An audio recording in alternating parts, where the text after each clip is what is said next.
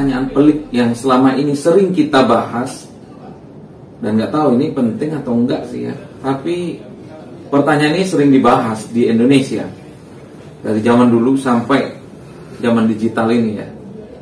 Kenapa surat izin mengemudi yang bentuknya kecil itu disebut surat, tapi kartu keluarga yang bentuknya lebar disebut kartu? Nah, untuk menjawab pertanyaan ini kita harusnya kembali kepada Kamus Besar Bahasa Indonesia. Ternyata di situ ada jawabannya, bahwa yang dimaksud surat ini satu hal ya dari Kamus Besar Bahasa Indonesia. Yang dimaksud surat ternyata memang tidak terbatas hanya dalam bentuk yang besar itu, termasuk yang bentuknya kecil sekalipun, seperti surat izin mengemudi itu. Jadi pengertian surat dan kartu itu ternyata lebih kurangnya bisa dipertukarkan. Kemudian penyebab lainnya adalah pada masa Hindia Belanda. Ya, masa Hindia Belanda kan sudah ada mobil ya. Nah, ketika itu surat izin mengemudi disebut Rijksbewijs itu bentuknya memang lebih lebar dan panjang dibandingkan dengan surat izin mengemudi yang ada saat ini, sehingga kecenderungan dari awal disebut surat dibandingkan kartu. Nah, itu terkait dengan surat izin mengemudi. Sedangkan kartu keluarga itu baru mulai ada sekitar era 80-an dengan nama kartu susunan keluarga.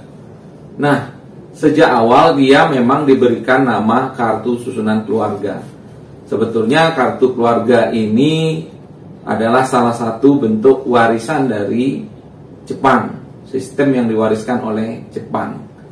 Karena pada masa penjajahan Jepang diperlukan data mengenai susunan keluarga, siapa yang sudah dewasa, terutama laki-laki yang sudah dewasa, baik untuk keperluan pekerja paksa maupun untuk keperluan pelatihan perang gitu ya. Nah, jadi sistem ini dipakai di Indonesia.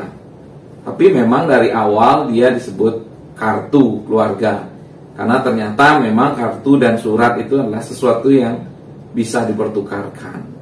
Nah, di dalam Kamus Besar Bahasa Indonesia juga dijelaskan bahwa surat itu adalah segala sesuatu di secarik kertas maupun lainnya gitu ya, di berbagai media yang ada tulisannya.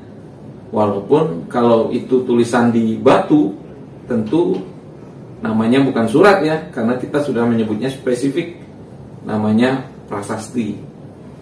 Cuma saya nggak tahu ya, kalau ada yang coret-coret batu, apa itu namanya prasasti juga atau disebut surat. Nah, kita nggak tahu tuh apa namanya.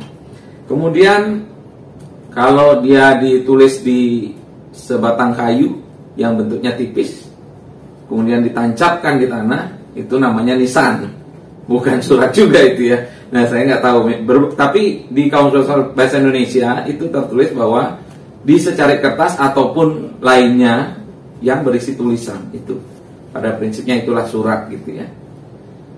Termasuk kemudian ketika bicara tentang kartu juga tidak hanya kertas, tapi termasuk dalam bentuk seperti KTP kita hari ini itu kan bentuknya seperti plastik ya, yang bisa ditanamkan chip. Nah, itu juga tergolong kartu. Jadi kartu juga tidak hanya sebatas kertas, surat juga ternyata tidak hanya sebatas kertas. Namun intinya penggunaan kartu dan surat itu ternyata bisa saling dipertukarkan. Jadi saya nggak tahu, kita perlu bahas nggak sih kenapa SIM yang bentuknya kecil itu disebut surat dan kartu keluarga yang besar itu disebut kartu. Terima kasih, saya Edi Setiawan dari Institut Keluarga Negaraan Indonesia.